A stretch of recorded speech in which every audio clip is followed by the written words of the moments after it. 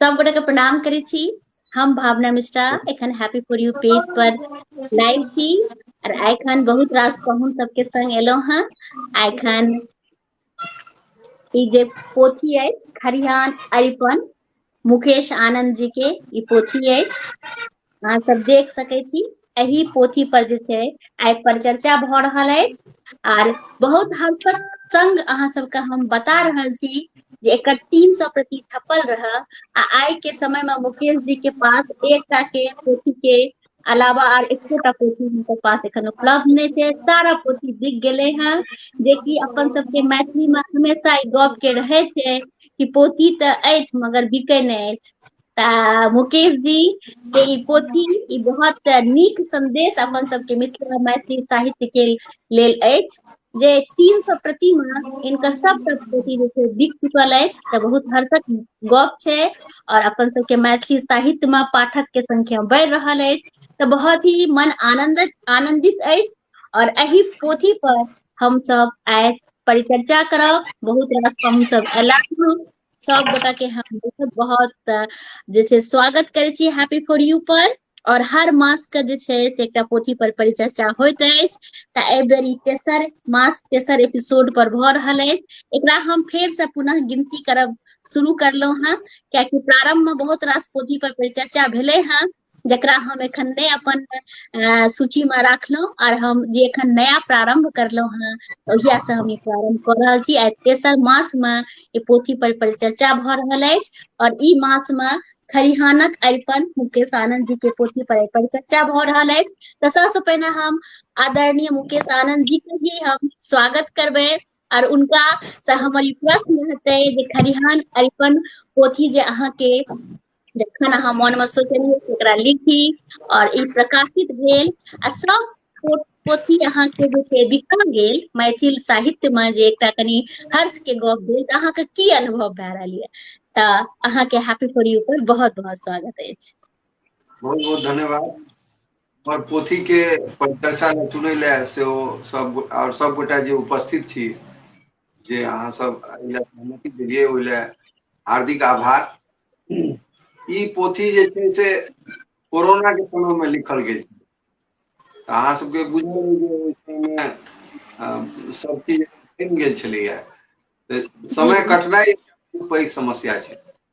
जी जी जी लिखै त अपने से छियै, एहिसँ पहिले ओ पोथी प्रकाशित भेल छै, लेकिन भेलै जे मैथिली में ई समय उपयुक्त छै जाहिमे अध्ययन कऽ कऽ जे अपन एहि सामर्थ्य हिसाबसँ लिखल जाय।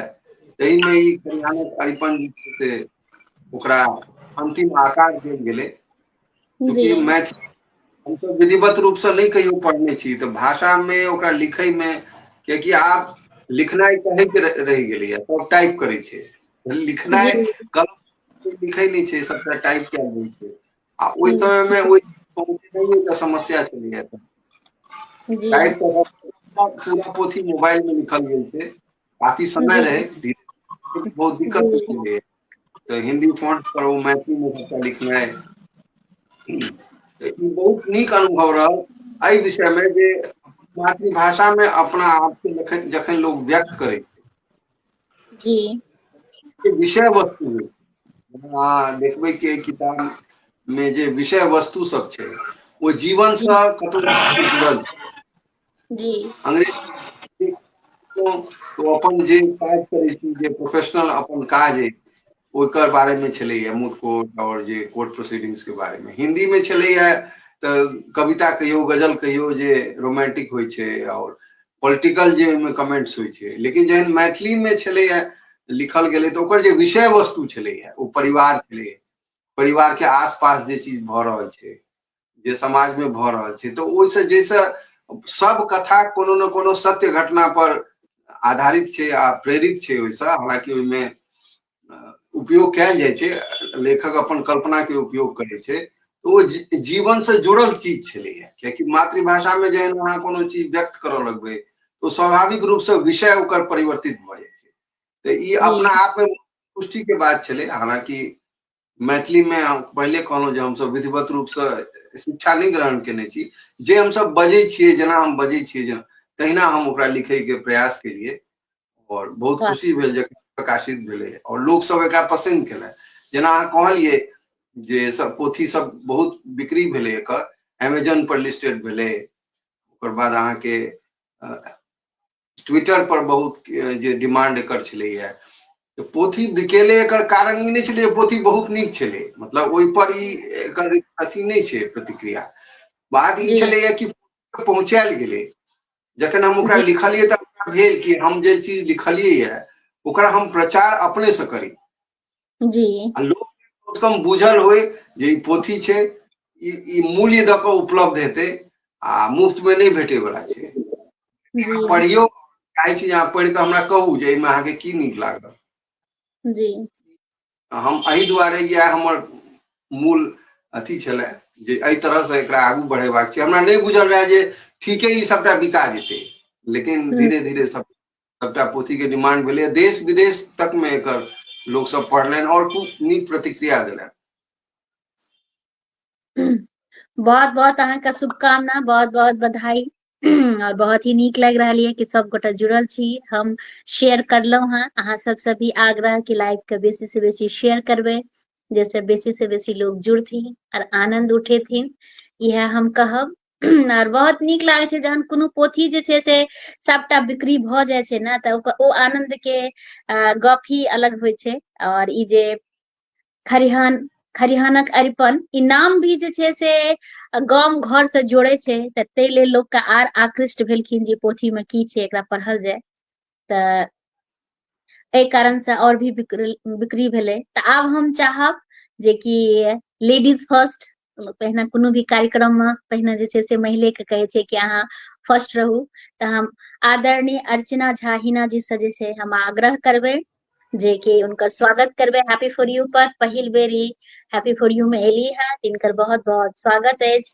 ई जे छथिन रुचि लेखन गायन पेंटिंग में छनि, इनकर बहुत रास सजिया संग्रह सब आयल छनि, त इनकर बहुत हैप्पी फॉर यू पर स्वागत और बहुत रास शुभकामना बधाई।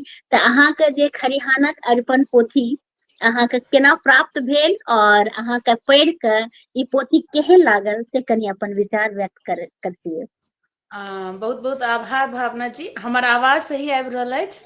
हाँ जी जी जी, खूब नीक से आबि रहल अछि, खूब बढ़िया।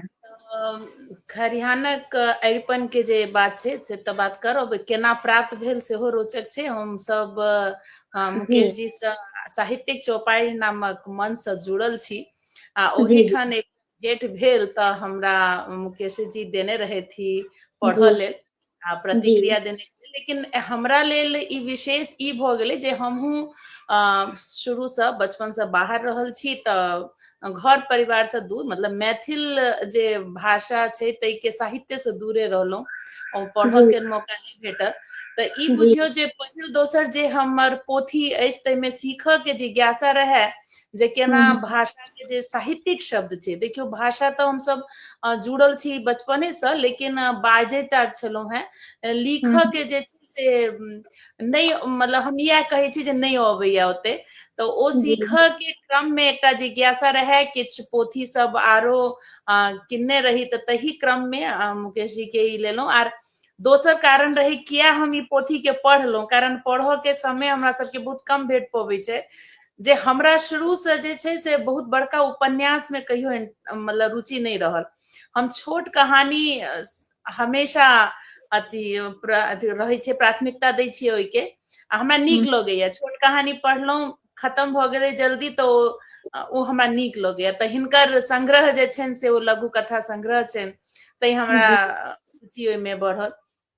जेना अहाँ पहिलेहे बाजि देलियै यऽ जे एकर जे नाम छै से गाँव से जोड़ै छै। जहन हम शब्दकोश अपन भरऽ के प्रयास कऽ रहल छी, तऽ एहने शब्द के जोड़ऽ के अपना शब्दकोश में प्रयास अछि। तऽ एहने किताब पढ़ी जाहिमे ओहि तरहक शब्द जे अपना संस्कृतिसँ जे गूढ़ मैथिल शब्द छै ताहि के हमरा जानकारी हुए। कते प्रयोग करब कते नहि करब से अलग बात छै, लेकिन ओकर जानकारी बढ़ै से जिज्ञासा के साथ में हम ई पढ़लहुँ।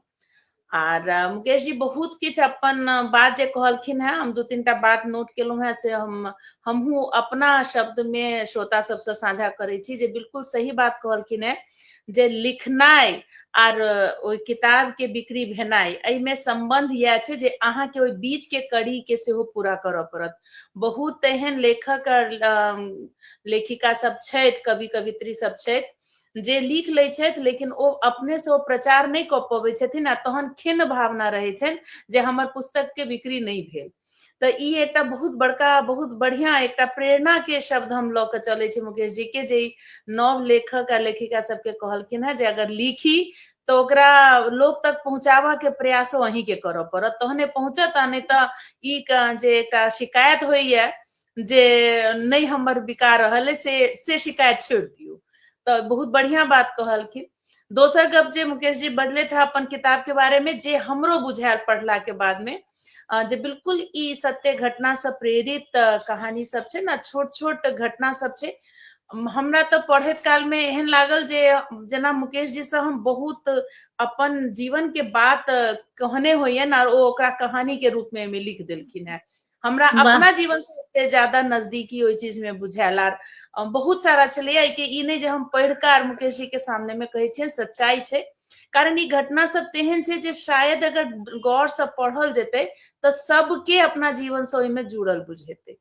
तऽ बहुत छै, दू चारि टा नाम हमरा जे ध्यान अबैया जे एखन बिल्कुल हम अथी कहै छै जे शुरू के शुरुआत की होइ छै जे ओ first impression is last impression वाला जे शब्द छै ने, से लगभग सब तर हम सब लागू कऽ सकै छियै। जहन अहाँ पहिल कहानी पढ़ै छियै आ ओ जे अहाँके ऊपर एकटा प्रभाव छोड़ैया, तऽ जिज्ञासा दोसर कहानी के लेल, तेसर कहानी के लेल बढ़ैत रहै छै। तऽ बिल्कुल सबसँ बढ़िया जे हम सही मायने में कहब जे शब्द के रूप में जे किताब के जे नाम छै, तै नाम से जे कहानी अछि खरिहानक अरिपन, ओ लाजवाब छै बिल्कुल। आर पूरा पोथी के जे छै से हम मानै छी जे ओ निचोड़ छै ओइ कहानी में। बाकी कहानी सँ जे हमरा सबसे बढ़िया एकटा सार्थक मतलब अर्थ के साथ में जे देल जाय, प्रस्तुत कयल जाइ छै, बिल्कुल ओ काल्पनिक, मतलब लोग बहुत कम जेकरा संवेदना नहीं रहतै से ओइ चीज के कल्पना कइये नहि सकैया जे खरिहानक अरिपन की भऽ सकै छै।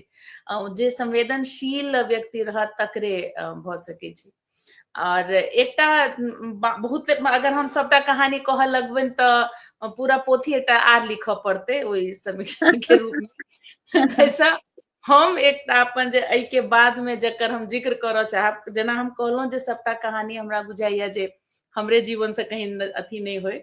एकटा के तऽ अनुभव हमरा बहुत एखने बिल्कुल टटका भेल अछि। मुकेश जी के सेहो बुझल छनि जे हिनकर एकटा कहानी छनि, बचि गेलहुँ। हम्म डिजिटल थीफ के तर्ज पर लिखल ओ कहानी छै। आर हम्म हम भुक्तभोगी छियै के, किछु दिन हम्म। पहिले हमरो व्हाट्सएप हैक भऽ गेल रहै। तऽ ओ जहन अच्छा, हम ओ कहानी तऽ व्हाट्सएप पूरा केना हैक भऽ गेल अहाँके? ओ चीज चलू अहाँके मंच के तरफ से एकटा हम ई संदेशो देबऽ चाहब। जहिना हम्म अहाँ हम डिजिटल माध्यम से जुड़ल छी, एहने हम्म एकटा एहिना कार्यक्रम के, जेना मानि लिअ आइ जते लोग भेंट भेलहुं हैं, तऽ आइ काल्हि आभासी दुनिया में लोग केते संपर्क में आबि जाइ छै जे लगैत रहै छै जेना बिल्कुल जानकार बहुत ज्यादा अछि। हम्म तऽ कोनो नामसँ हम नाम नहि लै छी आ मंचो के अथी नहि करब, कियाकि साहित्यिक मंच छै ओहो। तऽ हम कोनो हम्म आर अथी नहि करब। अहिना बातचीत में एहि तरह प्रोग्राम में भेंट घाट बहुत बढ़िया लोग आ हुनका से बातचीत होइत रहै। तऽ आरो अथी रहैथ संचालिका रहैथ, तऽ हम फेसबुक फ्रेंडो बनलहुं आ हुनका से हम्म बातचीत बहुत दिन के बाद में हुनकर मैसेज आयल। तब बीच में कट ऑफ भऽ गेल रहे, हम बहुत ज्यादा चला नहि पबै छी सोशल हम्म मीडिया के, टाइम के कमी के कारण। हम्म हाय हेलो होइत रहे एक हफ्ता, जेना आब शुरुआत भेल आ हाय ओ केले, 2 दिन बाद हम हेलो कलियनि हैं, नाम चिन्हल, फोटो सेम। तऽ हमरा कतहु डाउट नहि भेल, हम हाय हेलो करैत रहलियनि। तकर बाद में कियाकि ओ संचालिका रहैथ पहिले, तऽ ओ कहलै जे एकटा प्रोग्राम के लेल अथी इन्विटेशन देबाक छलै, अहाँ अपन व्हाट्सएप नंबर दिअ। तऽ हम हुनकर व्हाट्सएप नंबर सेव केने रहियनि। तऽ हम कहलियनि जे व्हाट्सएप नंबर तऽ अछि, तैयो हम भेज देलियै जे भऽ सकैया ओ नहि सेव केने हेती। आर कियाकि पहिले बातचीत भेल रहै, फोनो पर बात भेल रहै, ई नहि जे नया या फेसेबुक पर रहै। तकर बावजूदो खैर लम्बा कहानी छै जे ओहि इन्विटेशन के नाम पर हमर व्हाट्सएप हैक भऽ गेल। आर एहि दुआरे से मतलब बहुत, लेकिन ई चीज रहलै जे ओइ पे हम जोड़ रहल छी जे भाषा के सही प्रयोग के कारण हम बचलहुं से कहबै किया। तो जेना मुकेश जी से अगर हम बात कर रहल छी या अहाँ से बात कर रहल छी, तो अगर हम मैथिली में करै छी तो हम मैथिलीए में करै छियनि हुनका से गप। आ हम कियाकि अंग्रेजी के अध्यापिका छी, तो जते बच्चा छै तकरा सबके बुझल छै जे हम खाली अंग्रेजीए टा बजै छी आर हिंदी भाषी के हिंदी। तो एकटा भाषा के सही प्रयोग हम सब करै छलियै। तो जे हैक केनहार रहे तकर भाषा हमर भाषा से बहुत अंतर रहे। ओ मैथिली भाषा होय चाहे हिंदी भाषी होय, जकरा से हम जे भाषा में बजै छी ओतऽ डिफ्रेंशिएट नहीं कऽ पेलै।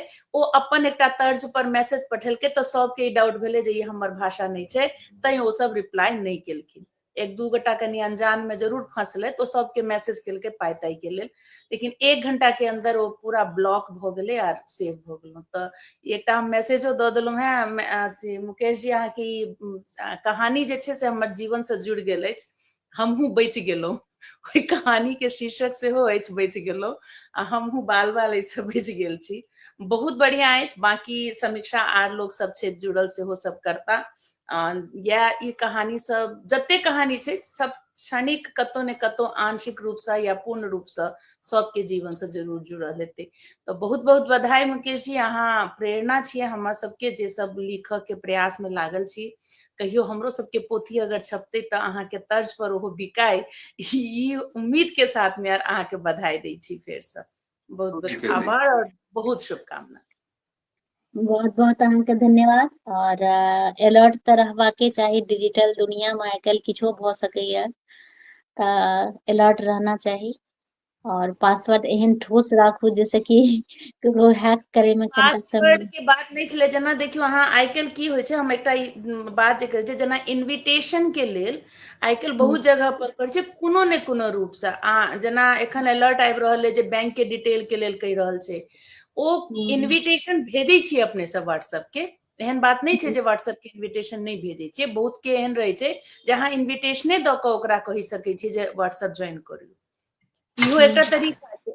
ओहि व्हाट्सएप इन्विटेशन में ओ प्रॉब्लम क्रिएट केने रहे, कोनो अथी से नहीं प्रॉब्लम। हम एकटा सिर्फ एकटा बात कहलहुँ हैं जे अहाँ नहीं पता कऽ सकै छी जे नया कोन तरीका ओसँ निकालि लेतै। आइ हमरा पता बिल्कुल चलि गेल तऽ मानि लिअ अगर इन्विटेशने छै तऽ लोकके सोचि समझ के ककरो भी इन्विटेशन आपके अहाँके सोशल मीडिया के माध्यम से लोग एक सचेत हेतै। अहाँ एक एग्जाम्पल भेलियै कि हर हाँ, इन्विटेशन का जे छै से लोक ओकरा आइ नहि खुलत। अगर हमरा अहाँके बात भऽ रहल अछि तऽ व्हाट्सएप के इन्विटेशन तऽ नोन पर्सन छलैया, नहीं फोटो प्रोफेक छलैया।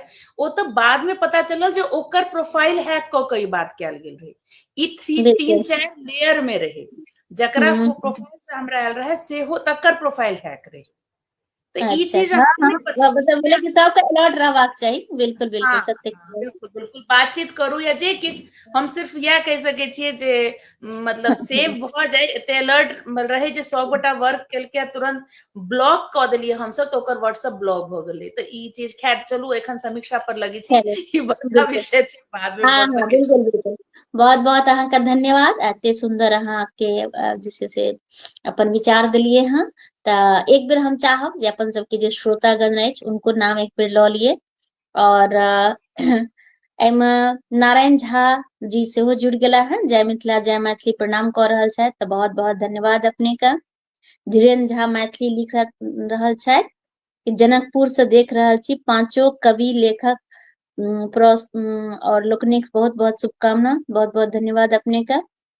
शंभू मिश्रा जी लिख रहल छथि जय जयति मिथिला मैथिली, बहुत सुंदर। तऽ प्रणाम करै छी अपने के। और रंजू अजय मिश्रा सेहो जुड़ल छथि, बहुत सुंदर। दिनेश चौधरी जी जय मिथिला जय मैथिली प्रणाम कऽ रहल छथि, प्रणाम प्रणाम। विनीत झा जी लिख रहल तऽ बहुत सुंदर, जय हो, राधे राधे। तब राधे राधे। स्मिता चौधरी लिख रहल छथि कि जाउ ने कहब बता सुखी के सबटा कथा शीर्षक ठेठ मैथिली छनि, ई सुखद अनुभव छल प्रथम दृष्टिया। अच्छा, ई अहाँके जे खरिहान अरिपन के कोनो अथी के कहि रहल छथि, लघु कथा से कहि रहल छथि। तऽ कहानी बहुत बहुत कहानी सबके शीर्षक छै। हाँ, बहुत शीर्षक बहुत बहुत बहुत धन्यवाद अपने का। और नारायण झा जी कह रहल छथि कि हम दिल्ली से जुड़ल छी, द्वारका। बहुत बहुत धन्यवाद, द्वारका से जुड़ल छथि। और विनीत झा जी कह रहे थे हम गुजरात से जुड़ल छी, सूरत से देख रहा छी, बहुत बहुत धन्यवाद अपने का। तो जते गोटा जुड़ल छी सब गोटा के बहुत बहुत धन्यवाद। अब हम आदरणीय मिथिला केसरी केसरी मनोज मनोहर जी के जे छै स्वागत करबैन। ई जे छथि पंडित भी छथि, ज्योतिषचार्य छथि, किनको भी अपन ज्योतिष के अगर हुआ तिनका से संपर्क क सकै छी। बहुत नीक गाबै छथि, संगे संग लिखतो छथि बहुत नीक, आ साथ साथ कॉमेडी भी बहुत सारा नीक से करे छथि। हुनकर बहुत सारा छोट छोट हम देखे छियै जे ये अपन बनाबैत रहे छथिन स्टोरी सब, और संगे संग छोट छोट जे छै से फिल्म टाइप के, लघु फिल्म टाइप के बनाबैत रहे छथिन। त अहाँ के हैप्पी फॉर यू पर बहुत बहुत स्वागत, आ बहुत नीक लागि रहल ये कि अहाँ हैप्पी फॉर यू पर पुनः एलौ हैं, त स्वागत अछि अपने के। और हम अहाँ के अनम्यूट क दै छी, हम म्यूट क देने रही तखन आवाज कनी घर घर होइत रहे तै कारण से। त अहाँ के हैप्पी फॉर यू पर बहुत बहुत स्वागत जी। एहि कार्यक्रम में भाग लेनिहार मैथिली के मधुर गीतकार, साहित्यकार और सुंदर सा एहि कार्यक्रम के संचालन केनिहार भावना मिश्र जी का आजुक जे संदर्भ अछि हमरा सबके एहिमे भाग लेवा के कि खलिहानक अरिपन जे लिखने छथि मैथिली साहित्य के एकटा नीक चीज देलखिन हँ मुकेश आनंद जी। एहि के संदर्भ में हम सब एठाम आई बात कर रहलहुँ हँ जी। कवि पहिने जे छै से इंग्लिश में लिखे छलथि, हिंदी में लिखे छलथि, आन आन भाषा में मतलब लिखे छला। जहन मातृभाषा के प्रति प्रेम जगलनि, ई हिनकर पहिल से पुस्तक छनि, लेखनी छनि, और देशज शब्द में मैथिली जी के माटि पानि के शब्द में ई लिखला हँ छोट छोट कहानी का। और जेना कि एक नामे छै खलिहानक अरिपन, जेना कि देवशनी में देव जे छै से सुति जाइ छथि, शयन करै छथि, आ देव उठावनी में जे छै, देव उठान में जे छै जाइक ग जे खेत खलिहान में जाइ छथि। सही बात। ओहि संदर्भ में हिनकर लेखनी छनि जे ओहिमे जे मतलब जे छै से भगवती घर से जे अहिपन बनै छै, बाहर तक ओ जे छै अहिपन जाइ छै, जाहिमे कि नाम जे छै से हर के सेहो चित्रण रहै छै, पालो के सेहो चित्रण रहै छै, ओहिमे जे छै से नाना प्रकार के धान के शीश के चित्रण रहै छै, हरवाह के चित्रण रहै छै। ओहि चीज के लपेटैत कवि के ओ जे ओ देखलखिन कि जे ओहि चीज के अहिपन बनेलखिन से नीक लगलनि जिनका, तो कहलखिन यदि जेना अहाँ बनेलिए हैं तेहना यदि खलिहानों के अहिपन यदि बनते। ओहि के बाद एमे जे लिखने छथिन कि जे बरसी में के लेल एलखिन और जिनका कहलखिन ओ फाड़े ला तिनका लागि गेलनि ओ जे छै लकड़ी का फाड़ै छलखिन ओ लागि गेलनि, आ ओहिसँ जे सोनित खसलै आ हुनकर जे घाम चुलनि, ओहि से ओहि खलिहान में बनि गेलै सुंदर अहिपन। वाह। दोसर ई लिखने छथि एकटा और, जेना कि कियो जे छै से पैघ कवि लाइव अबै छथिन, आइ काल्हि के जे चलि रहलै है, ओ जे लाइव अबै छथिन तो ओहिमे बहुत से छोट छोट कवि सबके जिज्ञासा रही जे हमहूँ यदि हमहूँ लाइव अबितौं हमरो कविता लोक सुनता। एखन जतेक हम फेमस छी ओहू से नीक मतलब फेमस होइतै, तो ओहि के जे लाइव केनहार जे पैघ पैघ अथी सबके कहलखिन जे हमरो एक दिना लाइव करू, हमरो लाइव के मौका दिया। लेकिन लाइव भेलखिन लेकिन बेसी लोक नहीं देखलखिन, बेसी लोक नहीं सुनलखिन। तो ओही संदर्भ में हिनकर छनि। तेसर एकटा छनि जे एक चंगेरा किताब, जे बहुत फेमस भेलै हिनकर। ई कहानी जरूर लिखले, लेकिन अहाँके तिलक में एक चंगेरा किताब खुद प्रस्तुत केला, आ एखन देख रही जे बहुत गाम में विवाह के दिन या तिलक में हिनके लिखल, हिनके चलायल एक चंगेरा किताब से आबि रहा है। इस समाज के लिए ये लिखला है और बहुत कठिन परिश्रम करी छथि। अपन किताबक लेल कत्तो, चाहे सुप्रीम कोर्ट जायत, हाई कोर्ट जायत, कवि सम्मेलन में जायत, धरना में जायत, कत्तो जायत, पुस्तको रहे छनि हिनका संगे। और यदि हिनका रिश्तेदारे छनि तो छनि, पहिने टाका पुस्तक के लऽ लै छथिन, तकर बाद जे पुस्तक दै छथिन ई हिनका में जे प्रकार के अथी छनि निश्चित तौर पर ई पुस्तक जे छै से मतलब वहाँ पढ़ै योग्य छल, तकर कारण ई पुस्तक सबटा बिका गेल आ पुनः प्रकाशित करे के हिनका से मोन केलकै। एहि प्रकार के जे इमाम एहने प्रकार के जे कहानी सब छै पुस्तक के हमरा नीक लागल जी, या हमर कहब अछि। बहुत सुंदर, बहुत ही नीक बहुत नीक कहलिए। और जे लघु कथा छै बिल्कुल बहुत ही हमरो नीक लागल, हृदय के स्पर्श करलक, जे खून से ही जे छै रक्त से ही जे छै से अरिपन वाला बहुत ही सुंदर लागल। और एखने अपन सबके ओ पाबनि एखन बीतल हैं जे कि देवउठान के एकादशी होइ छै आर ई में जे छै से अरिपन भरि घर में पड़े छै। हम दिल्ली में रहे छी लेकिन तखनो हम बच्चा सबके ओहिमे कहै छी अरिपन दियौ, घर के छोट छोट चीज सब बच्चा बनाबैया तऽ बड़ा ही आनंद लागे छै। और एनाहिए कए के रीति रिवाज जे छै से अगर हम सब बाहर में अबै छी और अपन सबके मैथिली के रीति रिवाज के नहीं आगू बढ़ावी तऽ ओ बेसी नीक रहे छै।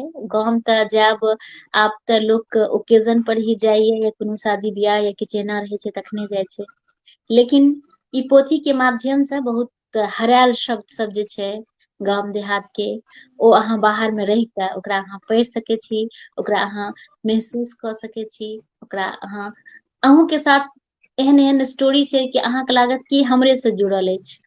तऽ बिल्कुल बहुत ही सुंदर हिनकर पोथी, तऽ बहुत बहुत धन्यवाद। और अब हम आदरणीय प्रेम शंकर झा पवन जी का आग्रह करबे कि अपन विचार व्यक्त करथिन। इनकर हैप्पी फॉर यू पर बहुत बहुत स्वागत है और बहुत ही नीक लग रहा है कि एखन ये हैप्पी फॉर यू पर एलखिन हैं। इनको पोथी सब प्रकाशित भ चुकले हैं और बहुत सुंदर सुंदर गीत लिखे छथि और हम सब सुनैत रहे छी, आनंद उठाबैत रहे छी। तऽ अहाँके हैप्पी फॉर यू पर बहुत बहुत स्वागत है जी। सब गोटे के अभिनंदन, लाइव से जते लोक जुड़ल छथि हुनका अभिनंदन वंदन। आइ हम सब मुकेश जी के एहि पोथी खलिहानक अरिपन, भावना जी कहलखिन जे पोथी केना अहाँके भेटल, तऽ एहि जी पोथी जी से जुड़ल बहुत रोचक चीज हमरा याद आबि गेल। ई जी पोथी कहल 2 साल पहिने 2022 में विश्व पुस्तक मेला में ई पोथी हमरा मुकेश जी के द्वारा प्राप्त भेल। ओहिठाम अपने सब आदमी उपस्थित भेल रही। मिथिला में पोथी के उपयोगिता पर एगो परिचर्चा, मिथिला के विकास में पोथी के उपयोगिता, जाहिमे ललितेश मिश्र जी सेहो रहै। बिल्कुल बिल्कुल हमहूँ रही। जी जी जी हमरा सबके बीच आब नहि छथि, जी जी लेकिन जी हुनकर जे व्याख्यान रहनि से हमरा एखनो याद यऽ। आ ओहिठाम जे छै से मुकेश जी चान सन मिथिला के शायद हमसब स्टॉल पर बैसल रही, सएह ने रहै ने? मचान, मिथिला मचान, मचान, मिथिला मचान, मिथिला मचान, ताहि पर मिथिला बैसल रही। मचान सविता निशा जी सेहो रहै। हाँ की बात जी हाँ, बगल में पोथी के स्टॉल चले, दोनों अगल बगल चले। पोथी अहाँके दुआरि धरि पर तकर बाद फेर गेलहुँ तऽ ओहिठाम मुकेश जी हमरा ई पोथी देलथि आ हमहूँ अपन पोथी देने रहियनि सीता स्वयंवर। एहि पोथी के सबसे नीक हमरा आब तऽ ई कवर जे हिनकर छनि खरिहान, एखुनका समसामयिक ई अगहन महीना धानक पुआर नार आ गिरहत जे छथि से धान ओसा रहल छथि, गिरहतनी जे छथि सूप में धान उठा रहल छथि। तऽ चलू आब एकर अन्दर चली पोथी के। एहिमे 16टा कथा जे छै से ई लिखने छथि, जाहिमे पहिल कथा खलिहानक अरिपन ई पोथी के जे नाम अछि, जाहिमे मिथिला के कहबे केलथि जे एगो मजदूर के पसीना से जारनि फाड़ैत काल ओकर पसीना से जे चित्र बनलै, ताहि पर जे छै से कुल्हड़ि से हुनकर पैर जे कटलनि तकर छीटा पड़लै। देखियौ लेखक के सोच कतेक पैघ छै।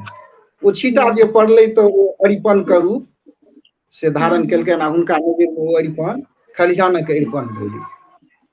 बीच में ताहि के बारे में तैसे आगा वो जे चंगेरा छिटा भरि किताब छै ना, चंगेरा भरि किताब, एक चंगेरा किताब एक चंगेरा किताब, तैमे कतेक नीक संदेश देलखिन हँ जे पोथी जँ लोक सार्थक रूपमे खरीद कऽ विवाह में 10-20 लाख टका खर्चा करैया आ 2-4 हजार के पोथी खरीद कऽ एक चंगेरा किताब जो ककरो उपहार देबै, पोथियो बिका गेलै आ जे घर में रहतै से तो जरूर पढ़थिन, किताब जे घर में पढ़तै तो पढ़ल जेतै, ताहिसँ जे छै से पोथियो बिक्री भऽ गेल आ लोकके जे छै अपन भाषा अपन पोथी के प्रति प्रेम सेहो जगतै, ओहो हमरा बड़ सुंदर लागल। सबसे अंतिम जे 16वां हिनकर कथा छनि बेटी जनम, वो हमरा सबसे नीक लागल। ओहिमे ई बहुत सुंदर बात लिखने छथिन जे बेटी जे एगो सपना देखै छै आ सपना देखलाक बाद जहन ओ सासुर गेल आ सासुर में से साउस द्वारा परितारित होइया, ताहिमे जे ओ परेशानी सब उठेलथि से सब ओहिमे वर्णन छनि। अखुनको समय में बहुत समय बदलि गेलै लेकिन तैयो बेटी के जे छै से किछु लोक एखनो छथि जे प्रताड़ना दै छथिन। एखने हाल में एगो घटना भेलै है अपना मिथिलांचल में, एगो मोटरसाइकिल द्वारा जे छै से बेटी के मारि के जरा देल गेलै, तकर बाद माँ बाप के सूचना भेटलै, कतेक गलत छै। तऽ ई अपना दिस से ओहिमे ततेक नीक ओकरा जे प्रताड़ना नहीं हेबाक चाही, हालांकि हुनकर पति हुनका बहुत जामे नहीं बुझलखिन, बुझलाक बाद हुनका सपोर्ट केलखिन जे नहीं अहाँ जे छै से बहुत हमरा से छुपा के तैयो बर्दाश्त केलहुँ। ई चीज सब ई संपूर्ण पोथी कुल मिला के 16टा जे एहिमे कथा अछि से पढ़ै वाला अछि आ सबसे नीक इनका हम बधाई देबनि जे ई 300 प्रति बिका गेलनि, फेर एकरा छपाबैत दोसर संस्करण ई 2021 में न प्रकाशित केने रहियै,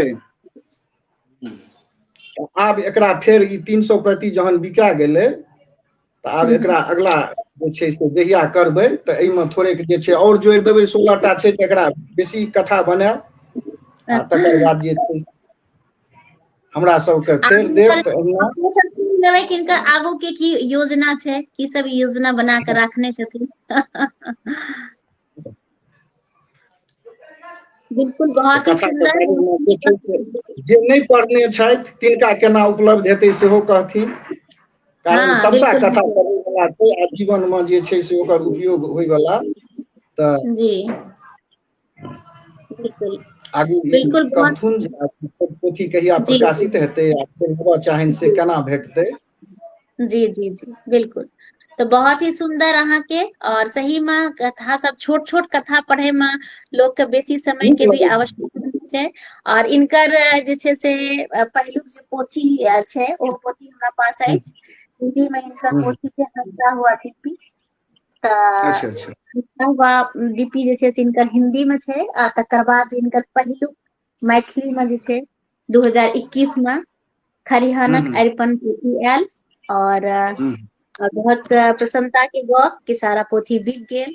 तऽ आब हम मुकेश जी से प्रश्न पूछबै कि जे पोथी तऽ अहाँके सबटा बिका गेल, लेकिन अहाँके की लागैए किताब में किछु त्रुटि भी रहे या अहाँके लागे कि नहीं आर बढ़िया से सब भऽ सकैत रहे, नीक भऽ सकैत रहे, या की अहाँके ई किताब के लेल अहाँके अपन विचार अछि?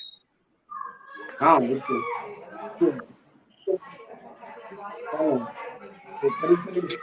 हम म्यूट कऽ दै छी, 1 मिनट।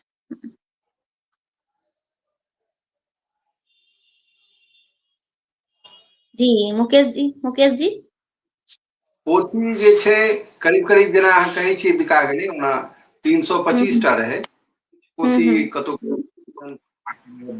माने एकर करीब करीब सबटा पोथी बिका गेलै। एकर आब विचार छै जे दोसर किताब आनल जाय, जे कियाकि ऐसा अनुभव भेल पोथी बिका गेलै तऽ ई नहीं कहल जा सकै छै जे पोथी हमर सर्वश्रेष्ठ छलै। ई हम बार बार कहि रहल छी कि ओहिमे एखन ओहिमे और सुधार होय के बहुत गुंजाइश छै। अहाँ सब सबके हम बहुत धन्यवाद दै छियनि कि सब एकरा प्रशंसा में बहुत बात सब कहलनि, लेकिन ओहिमे कमी छै। जेना अगर समीक्षक के रूप में देखिए, हम अपने पोथी के समीक्षा करैत रहे छियै कि जेना हिंदी के बहुत शब्द ओहिमे छै जेकर कि मैथिली में छै सब्स्टिट्यूट, ओ कयल जा सकै छै और ओ भ सकै छै। तें आगू जे पोथी एतै ओहिमे ओहि चीज के ध्यान राखल जाए जे ओ सब तरह संपादन के त्रुटि नहीं हुए ओहिमे। एकटा तऽ ई बात भऽ गेलै। दोसर ई छै जे ई पोथी पीडीएफ पर उपलब्ध छै, अगर कोई एकरा पढ़ऽ चाहे छै तऽ उनका पीडीएफ देल जा सकै छै, आब पाई खर्च करे के जरूरत नहीं छै जी। पोथी के पीडीएफ हमरा लग उपलब्ध है और बहुत लोक लग छन, तो शेयर कयल जा सकै छै। आब हमर ई इच्छा है जे आब ई किताब चूंकि जतबा छलैया लागत पूरा भऽ गेलै, भगवती के इच्छा छलनि कि मैथिली के किताब लोग कहै छै नहीं बिकाय, हमरो ई मन में चिंता है कि लिखै छी आखिर एहि किताब के की है, तो से हमरा मन में संतुष्टि भेल। तऽ कोनो हमसब प्रोफेशनल लेखक नहीं छी जे एहिसँ जीवन यापन करै छी। हमरा सबके सही। एकटा मोन रहैया कि अपन विचार जे वो व्यक्त कयल जाय, लोक लग वो बात पहुँचे और लोक के अगर जीवन में ओहिसँ कोनो भेटै छै, नीक बात होइ छै, तऽ साहित्य के यह लक्ष्य छै कि बात ओतऽ तक पहुँचे और वो जीवन के कनि समृद्ध करे, क्योंकि जीवन बहुत विशाल छै, ओहिमे बहुत समस्या छै। सबटा अपने गलती कऽ कऽ बुझबै तऽ जीवने निकलि जेतै जाबे जाबे आदमी बुझतै। तऽ साहित्य या कोनो जे नीक किताब होइ छै ओकर लक्ष्य इएह होइ छै कि कतहु ने कतहु सबके जीवन के समृद्ध कयल जाय। जी। दोसर एक बात जे बीच में कनिटा अहाँके हम एक रति रोकब। विनीत झा जी लिख रहल छै कि पीडीएफ हमरो चाही, तऽ हम आग्रह करबै कि या तऽ मुकेश जी से कांटेक्ट करैत आ नहीं तऽ अपन नंबर कमेंट्स बॉक्स में दऽ देथिन तऽ मुकेश जी हिनका जे छै पीडीएफ पठा देथिन। जी कहल जाय। बिल्कुल सबके पीडीएफ भेट जेतै न, और अहूँ से संपर्क कऽ सकै छी, अहूँ के हाँ हम हाँ भेज देब। जी जी जी बिल्कुल बिल्कुल जी। हमरा आब हमर ई लक्ष्य है कि अगिला पोथी अबै ओकर जे विषय वस्तु होय या ओकर जे संरचना होय ओ एहिसँ चूँकि अनुभव भऽ गेल अछि और बहुत नीक साहित्यकार सब छथि, अखन हम नाम नहीं लेबऽ चाहे छी, बाद में एतै, जे बहुत सुझाव देलनि हमरा, मतलब एक तरह से कहियौ कि जेना बच्चा के पैघ करै छै, तो ओ हमरा सौभाग्य भेटल जे अखन जे मैथिली के मूर्धन्य कथाकार सब छथि तो उनका सबसँ विचार केलाक बाद आब अगिला पोथी भले ही समय लागि जाय लेकिन ओ पोथी एतै। आ तेसर जे हमर सबसँ महत्वपूर्ण छै और हम चाहै छी सब साहित्यकार एहि बात पर जरूर ध्यान देथिन। मैथिली जी में की भऽ गेलैया जे सब ई चाहै छै जे लेखक जे हमरा साहित्यकार सम्मान करे, साहित्य जी अकादमी सम्मान करे, तऽ ई जी बहुत मुश्किल अहाँ असंभव कार्य। कोनो साहित्यकार दोसर के प्रमोट या ओकर बहुत गुणगान नहीं कऽ सकै छै, ओहिमे बहुत सारा तत्व रहै छै, ओकर अपन व्यक्तित्व रहै छै। तऽ जे लेखन हेबाक चाही से अहाँके लोक लग जेबाक चाही। जखन हम ई किताब के लिखलियै तऽ हमरा दिमाग में 2-3 टा फोटो छलै जे कलकत्ता में हम देखने रहियै, किताब लऽ कऽ लेखक सब बैसल छलै, हम पुछलियै जे ई किताब बेचै छी, किनकर किताब, कहलकै ई हमरे किताब छी। तो ओ एकटा चादर बिछा कऽ अपन किताब अपने से बैस कऽ बेचैत रहै, ओकरा कोनो जी इलाज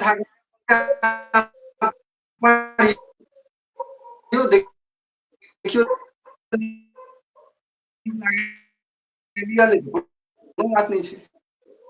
जी एते आत्मविश्वास ओकरा छलै कि हम जे लिखने छी पढ़ै जोगरक छै। जी दोसर बात जे लेखक संपूर्ण शक्ति ओहिमे लगा दै छै, जतबा ओकरा ओहि में रहै छै। ओ चाहै छै जे ई किताब हमर बात नहीं छै, ई हमर गप छी। प्राय तक मेला में अहाँ देखबै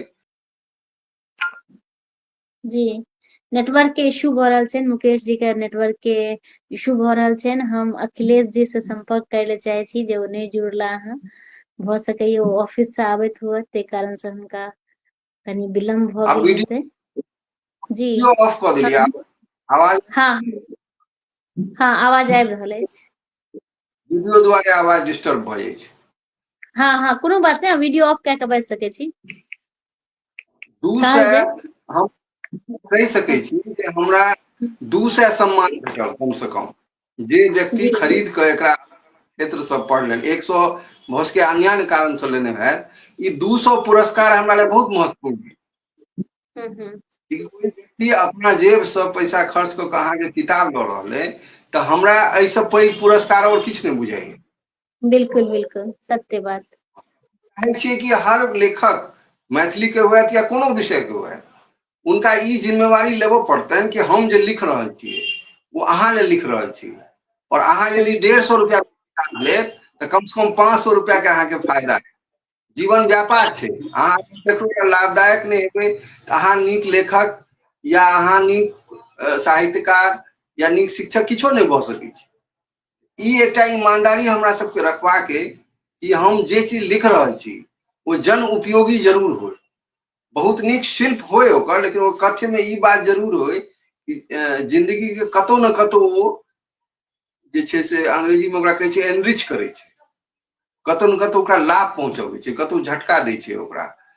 ई चीज अगर अहाँ अपन किताब के माध्यम से हम करे के कोशिश केलिए तो हमर अगलो किताब तैयार है, और हमरा लगैया कि किछु दिन में आबि जेतै, जखन हम संतुष्ट भ जायब जे जखन हम केकरो कहबै कि एकर 200 रुपया दिया तो हमरा ई आत्मविश्वास रहत कि 200 रुपया हिनकर ई नहीं कहते जे बेकार लेलहुँ किताब। ई चीज के ईमानदारी एकटा साहित्यकार के होबाक चाही, जे हमरा साहित्यकार भेटै, साहित्यकार सब कहे कि वाह वाह बहुत नीक किताब छै, नहीं जनता कहे हाँ नीक किताब छै, एकरा और हमरा प्रति चाही। वाह, बहुत ही नीक विचार अहाँ के। और बिल्कुल अगर हर साहित्यकार के मन में ये बात आबि जाए और पाठक एकरा एकटा निष्ठा से अगर पढ़े और ओकरा ललक आबि जाए तो अपन सबके मैथिली साहित्य के बहुत जे किनको मन में ई क्षोभ नहीं रहते कि जे हमर पोथी नहीं बिक रहल ये। त एमे त दुनू हमर एकटा छोट सन के इहा ये जे जितना हमरा ज्ञान अछि कि सब गोटा के एक दूसरा का प्रोत्साहन करते तखने मैथिली साहित्य बहुत आगू जेते, कियाकि ओ प्रोत्साहन के कनिटा अभाव हमरा देखार पड़ैया, और ए वास्ते सबके एकजुट होमे पड़ते। और जेना हर साहित्य में देखियो, हिंदी वाला के देख लियो, बांग्ला देख लियो, दोसर कोनो भी भाषा में देख लियो कि साहित्य के प्रति अथाह प्रेम छे, किताब खरीदे ला लोग ललायित रहे छे।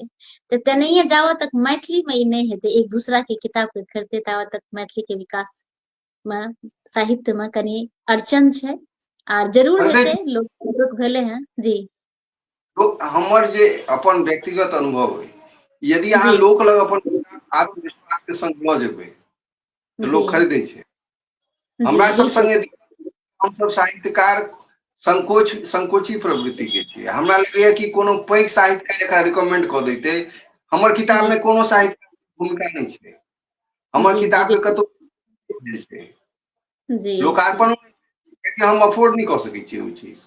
एक तो हमरा समय नहीं रहैया, एस्पेक्ट छे, लेकिन वो किताब बिकेले क्योंकि हम आत्मविश्वास प्रत्येक पोर्टल रहे, चाहे अपन फेसबुक होए, चाहे ट्विटर होए, चाहे इंस्टाग्राम होए, ओतऽ निधोक भ के हम अपन ई चीज के कहली कि किताब अहाँ खरीदू। अब अहाँ कहियो कि 7 करोड़ मैथिल छे, 7 करोड़ मैथिल में 1% कते भेल? बिल्कुल बिल्कुल बिल्कुल बिल्कुल 300 के अहाँ ओते आदमी लग अगर पहुंचबै जेकरा कोनो नहीं पढ़ने छै, जे चाहे छै जे हम किताब पढ़ी, ओकरा यदि अहाँ कहबै कि अहाँ किताब समय में 150 रुपया कते कीमत छै, तो कोनो चीज में एक चंगेरा किताब में यह बात लिखल छै कि एकटा पार्टी करे छी हम सब छोट मोट, कोनो चीज करे छी 150 200 हाँ, ओ समय में हमरा मोन ये कि अपना सब गोटा मिल के कतेक जोश से जे छै से एक चंगेरा किताब वाला करने रही, बहुत जगह अहाँ गेल रही, बहुत जगह लाइव रही, बहुत सारा अपना सबके प्रचार प्रसार रहे, तो ओइ समय से प्रारंभ भेले हैं। बस अब एकटा इहा छे जे ई चलत रहे, एकटा रीति में अपना सब अपना ली और ई चलत रहे त आर बढ़िया हेते, और पूर्ण विश्वास है जरूर हेते। ई संकोच होय छै जी अपन किताब एक संगरा किताब के कह रहल छथिन, तो हमरा लिखऽ पड़त जे हमर किताब छोड़ के अहाँ दोसर के सबके किताब दियौ। बिल्कुल बिल्कुल सत्य कह रहल छियै। तऽ जेना कि नव लेखक सबके की कहै लए अहाँ चाहबै अपन पोथी के अनुभव के हिसाब से नव लेखक के अहाँ की कहबै? देखियौ, हम नव लेखक के इएह कहबै कि अहाँ लिखू जे जनसामान्य से संबंधित छै, जे विषय छै ताहि पर लिखियो, ओकरा पूरा आत्मविश्वास से लिखियो, अपना जे सीनियर छथि तकरा से जांच जरूर करा ले भाषा और ओकर विषय वस्तु के, आ एकदम हिम्मत के साथ कि हम ई किताब लिखने छी, एकर जे त्रुटि, एकर जे गुण छै तकर हम जिम्मे अभिभावक छी, एकर जे त्रुटि छै ओहो हमरे अछि। जेना अहाँ पहिल कथा छै, ओ कथा बढ़िया छै, हमरो बहुत नीक लगैया जहन हम स्वयं, लेकिन ओहिमे त्रुटि छै, मास के त्रुटि छै, समय के त्रुटि छै, लेकिन ओहि त्रुटि के बावजूद ओ कथा हिट करे छै। वो त्रुटियो हमर है, हमर जानकारी कम छलै उस समय में, आब कने बेसी है, आन में और त्रुटि भ सकै छै। तो हम एमे नीक चीज हो हमर, एकर खराब चीज सेहो हमर है, हम पूरा जिम्मेवारी के साथ ओकर लै छी। वो जहन हम जिम्मेवारी के संग लेबै तऽ अगिला में हम ओकरा ठीक करे के प्रयास करबै, और अपन आलोचना सुनै के हमरा इच्छा रहैया जे कतऽ कमजोरी रह, जखन आलोचना तखने तऽ आगाँ ठीक करबै, आगू पोथी में जे छै से सुधार हेतै और बढ़िया उत्कृष्ट हेतै। तऽ बिल्कुल सत्य कहलियै जी। अगर कोनो विरोध तो लोग खिसिया जाते कि नहीं एना केना अहाँ कह दिलियै, हम तो एना, से नहीं हेबाक चाही। बिल्कुल बिल्कुल कि नसरुद्दीन शाह कहलखिन अमिताभ बच्चन के शुरुआती दौर में, जंजीर के दौर चले, कि अमिताभ बच्चन के एक्टिंग नहीं करबै। अमिताभ बच्चन से जर्नलिस्ट सब बहुत अथी चले, ओ जाके कहलकै कि अहाँ के नसरुद्दीन शाह कहै छै कि अहाँ के एक्टिंग नहीं अबैया, कहलकै अहाँ के की प्रतिक्रिया? कहलखिन जहन एते बड़का साहित्यकार कहै छै जे हमरा एक्टिंग नहीं अबैया तऽ प्रतिक्रिया नहीं दै छै, हम और मेहनत करबै जे ओ कहथिन कोनो दिन जे हाँ एकरा एक्टिंग अबै छै। सही बात बिल्कुल सत्य कहलियै। आगू के की योजना अछि अहाँ के? आगू के योजना है कि अगला किताब एतै, या कथा के किताब एतै, और वो जे छै कनी विस्तार में रहते, ऐसे कनी और विस्तार में, जे इम्प्रूव्ड वर्जन जेकरा कहै छै विंडो 10 के विंडो मतलब और बढ़िया वर्जन एतै, और अहिना जो खरोच के साथ जेबै, जेना ई हमर पहिल किताब है तहिना जेबै फेर लोग सब संगे, कहबै जे हमर लिअ, हमरा पैसा चाहे अहाँ हमर समय, लेकिन किताब अहाँके पाइए से भेटत। बहुत नीक बात। और की कहे छै, राइटर के कनी एक रती अथी होमय पड़तै, धाक के तोड़े पड़तै, जे नहीं हमर पोथी छी, हमरा जे छै से किछ होना चाही, एकर फ्री में नहीं देब, जैसे कि खरीदैयो वाला के लागतै कि पैसा लागल है तऽ कनी पढ़ी के देने छियै, बियाह में जाइ छै सोहाग दै छै लोग, तऽ किताब ओहिमे दै छै, तऽ ओ कहै छै ई की दऽ रहल छियै अहाँ? वो एकटा रहे ओइ समय सबके रहे जे कि चाहे बियाह में जाओ, चाहे बर्थडे में जाओ, सब में अहाँ जे छै से पोथी पर अपना सब परिचर्चा भी हैप्पी फॉर यू पर करने रही। तऽ बिल्कुल सत्य छै, के टाइम में जे छै से बर्थडे गिफ्ट जी। मणिकांत झा छथि दरभंगा में, उनका हमर भतीजी के बियाह रहे, तऽ कहलियै जी तो जी अपन करीब 40 पोथी आनि कऽ देने रहे, जी कैलाश जी मिश्रा जी से पर बहुत लोग के बहुत योगदान छै, जी मतलब जी एक नहीं होइ छै काज, पूरा किताबे लिखल जाइ छै, बहुत लोग के योगदान रहै छै। बिल्कुल बिल्कुल। देखियो कि अपन सबके कार्यक्रम लगभग अब 1 घंटा भ गेल हँ, और बहुत ही नीक लागल, बहुत ही आनंद आयल। अखिलेश जी एखन रस्ते में छथि, घर नहीं पहुंच सकला हँ, मेट्रो में छथि, तै कारण से वो नहीं जुड़ला हँ, तकर कनिटा खेद अछि, मुदा फेर पुनः कहियो हेतै तऽ हुनका एता। और की आब समाप्त करल जाय, या आर कोनो गप किनको मन में अछि तऽ कहि सकै छी?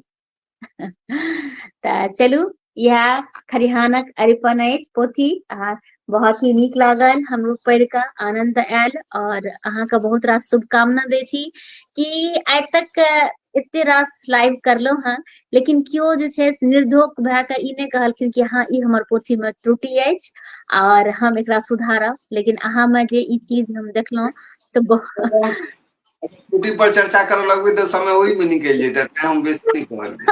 नहीं, लेकिन हम कहलहुँ कि ज्यादातर लोग कहलक नहीं बहुत नीक बहुत नीक बहुत नीक, लेकिन अहाँ के अगर कोनो शब्द लागल कि एहिमे कनि आर सुधार भऽ सकैत रहे, ई हिन्दी के शब्द मैथिली में आर भऽ सकैत रहे, तऽ ई कहे के जे हिम्मत भी छै सब गोटा नहीं करे छै। तऽ ई चीज हमरा सबके हृदय के स्पर्श करलक, बहुत ही नीक लागल, और पूर्ण विश्वास अछि कि आगू अहाँ के पोथी और नीक आयत, और हमरा सबका जे से बहुत आनंद के अनुभूति है। अहाँ के बहुत रास शुभकामना, बधाई और यही के साथ आय के कार्यक्रम का हम समाप्त करब। सब श्रोतागण के बहुत बहुत धन्यवाद। आग्रह करब कि लाइव के जरूर अहाँ सब शेयर करबे और अहाँ से आग्रह की कमेंट्स एक बेर देख लेबे और सब गोटा के हाँ तो यही के साथ सब गोटा के प्रणाम। जय मिथिला, जय मैथिली, सब गोटा के प्रणाम। प्रणाम सब गोटा के। प्रणाम।